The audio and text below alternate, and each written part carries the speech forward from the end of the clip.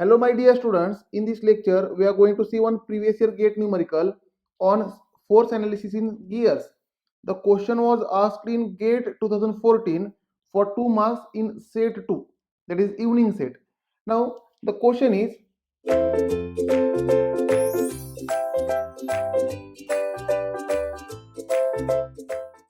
a spur pinion of pitch diameter 50 mm. Therefore, while reading question, we will write down given data. Pitch diameter of pitch, which is nothing but diameter is 50 mm. Therefore, can we say radius of pinion is equal to 25 mm? After that, rotates at 200 rad per second. Rad per second is a unit of angular velocity. Therefore, it is angular velocity of pinion, which is nothing but 200 rad per second. Then, and transmits 3 kilowatt power.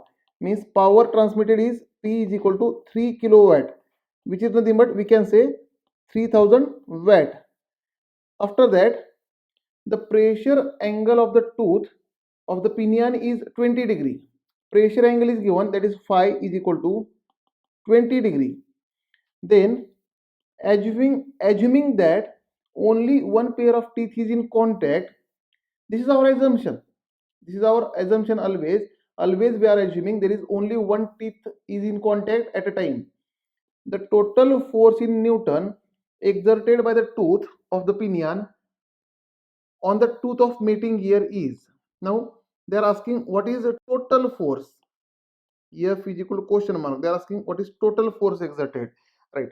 Now let us write down this given data. Here I am erasing the question. Let us go for the solution. Let us consider there is a tooth of pinion. Let us say there is a here there will be a pinion, and let us say there is a gear. Right here it is a gear, it is a pinion. Now the common tangent will be this. This is a common tangent CT, and the common normal will act like this. This is a common normal CN, right? And the total force is acting along the common normal. This common normal is also called line of action. This total force F is acting along common normal, that already we have seen, and the angle between common normal and common tangent is phi. Angle between common normal and common tangent is pressure angle. Now, my dear students, here all the dimensions of pinion are given, right? So we have to concentrate on pinion only. Now, this total force component, the component of this total force one will go along tangential direction to the gear and pinion, which is nothing but EFT, which is nothing but EF cos phi, and one component vertical component, because angle is given with horizontal, therefore in horizontal there will be a cos component, and in vertical there will be a sine component, which is radial component. Fr is equal to F sine phi. Now we know that power is given, power is equal to 2 pi nt upon 60, and this 2 pi n upon 60 is nothing but angular velocity. Therefore power is equal to torque into angular velocity. Now here angular velocity of pinion is given, power is given, therefore torque on pinion, we can say it is a torque on pinion, which is T is equal to power divided by angular velocity, which is nothing but power is 3000 watt divided by angular velocity is 200 rad. Therefore if I find torque on pinion, the torque we will get 15 Newton meter. This is a torque. And my dear students, torque is nothing but tangential force into radius. Always torque is tangential force into radius. Therefore put the values. Torque is 15 Newton meter is equal to tangential force into radius of pinion is given. Here radius of pinion is given 25 mm. My dear students, here we are using torque in Newton meter. Therefore radius must be in meter, right? Therefore radius is given 25 mm, which is nothing but radius is equal to, we can say 25 into 10 to the power minus 3 meter, because here dimensions are in Newton meter. From power formula, if power is used in watt, always torque will come in Newton meter, always.